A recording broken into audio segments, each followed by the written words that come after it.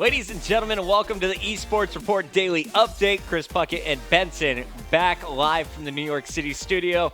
Benson, we have a full-packed show today, trying to fill up about 2 hours. We're going to be talking about the MLG CoD League. Some serious stuff went down last night. Yep.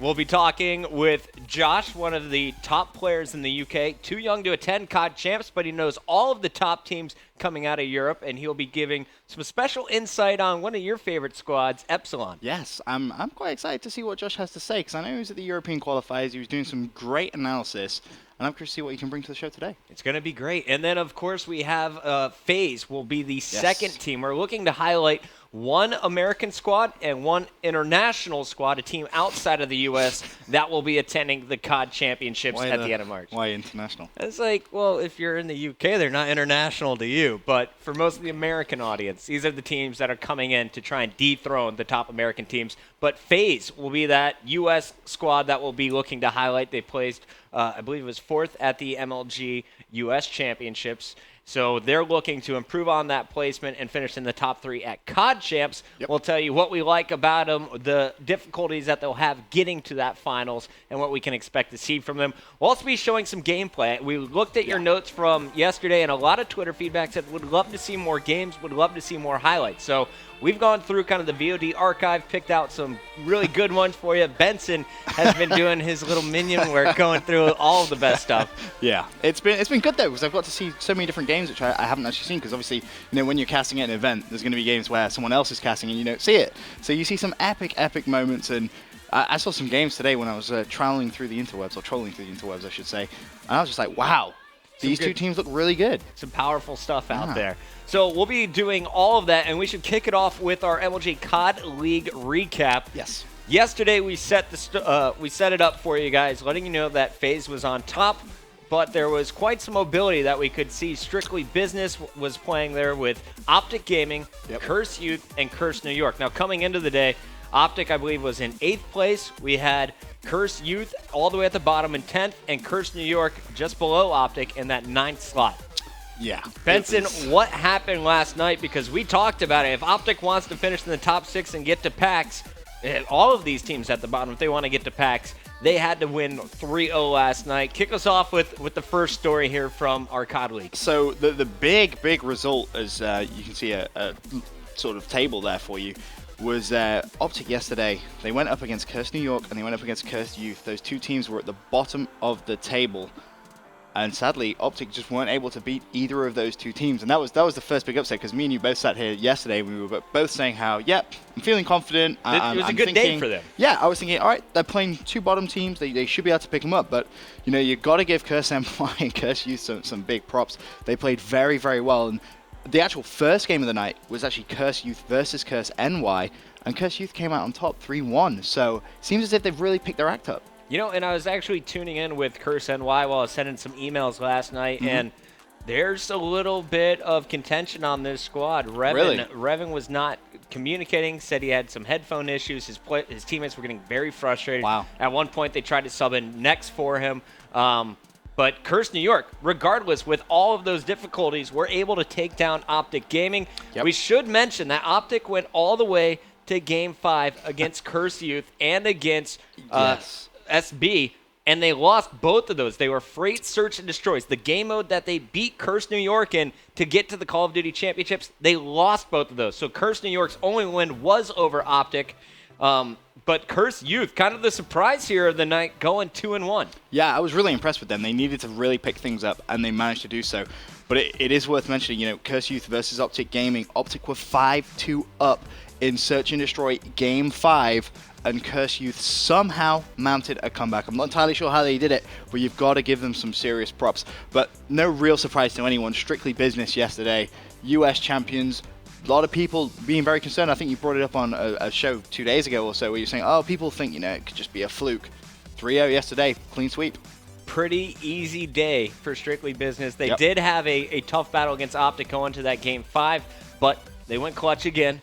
So Strictly Business 3-0. Actually, let's bring up that overall leaderboard one more time. I want to show you here, guys. Strictly Business is now actually 16-11. They have a 59% win percentage.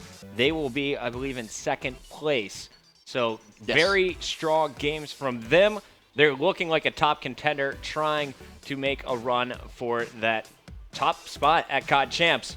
But tonight, Benson, we have some more matches, some teams that weren't featured in last night's games. Who are we going to see this evening? I'm really excited about some of today's games because yesterday we were talking about how, it's all coming down to a tilt, and you can see that on your screen.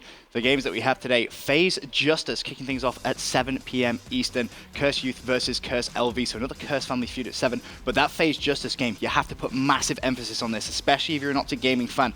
Justice, they need to lose everything if you're an Optic Gaming fan. FaZe as well, pressure for them. At the very top of the leaderboard, they need to try and hold on. Then at 8:30 p.m., Justice versus Curse LV, and FaZe versus Curse Youth. Another big game for FaZe. I think I was quoted yesterday saying how this is one of those days for FaZe, which is must win all 3 games. Strictly Business really putting the pressure on from behind, winning a clean sweep day yesterday. Yeah. So they need to do the same thing today. Yeah, as you said, really a lot of people are going to be watching those Justice matches and just hoping that they get knocked out. I mean, a lot of fans, it doesn't really matter who you are. You know, FaZe, Strictly Business, Complexity, TK, all those top teams. You just want to make sure that you get there safe. And the only way by doing that, as horrible as it sounds, is those 7th and 8th place teams performing bad. You know, and we should point out here that right now, going into the evening, FaZe is 16-8. They have the best overall record. Yep. Justice is coming in with the 7th seed. They are currently 12-15. Optic is at 9-15, to put that in perspective, dropping down to 9th place after last night. Curse Las Vegas, they were on top. They were, I believe, 11-6 at one point, or 12-6. They are now 13-11 entering tonight's matches. Amazing how a team can just all of a sudden just go on a bad streak. They just really are on a cold streak right now, and I think one of the big factors for that is obviously Killer being subbed out. Right. They're playing with different players, and it just isn't working for them right now. But to their credit, they are still in the top 5, and it's just, for me, can they hang on? We're going into the last week and a half of games. Can they just hold on for dear life and get that spot for PAX? You know, a serious prize pool at PAX. Oh, so yeah.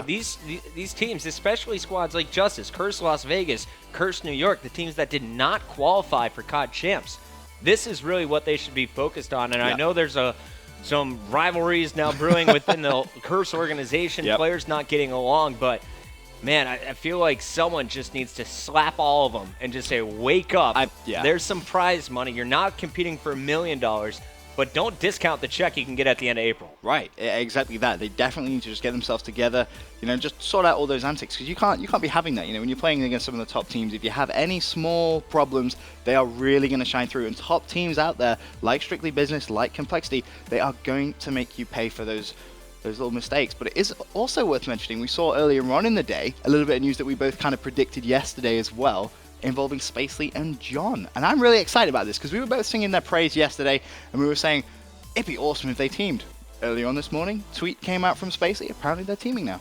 Good news, boys. Proud of you. Excited to see what they can do, and I'm sure they're going to surround themselves with 2 very strong players to get their roster submitted by this Friday so they can compete in that play-in tournament. Remember, the Season 2 play-in tournament is going to be happening relatively soon. So make sure that you guys get your rosters in officially. I believe that is by Friday.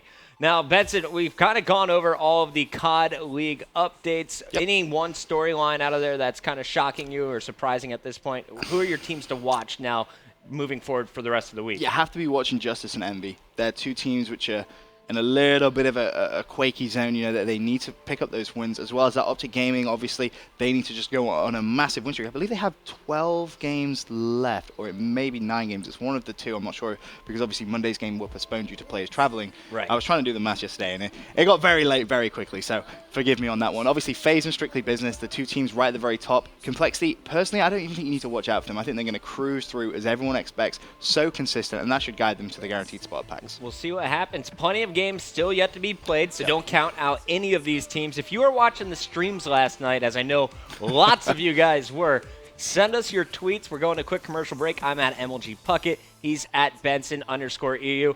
Let us know what was going wrong with Optic Gaming, and if you were impressed by Curse Youth, who is really shining for you? We definitely want to get your opinions on Strictly Business as well. Everyone's questioning, are they the real deal after the U.S. Championships? If last night is any testament of their skill, they went 3-0, definitely proving the haters wrong. We're going to commercial. When we return, we'll read some of your tweets, and then we'll be talking with the Brits.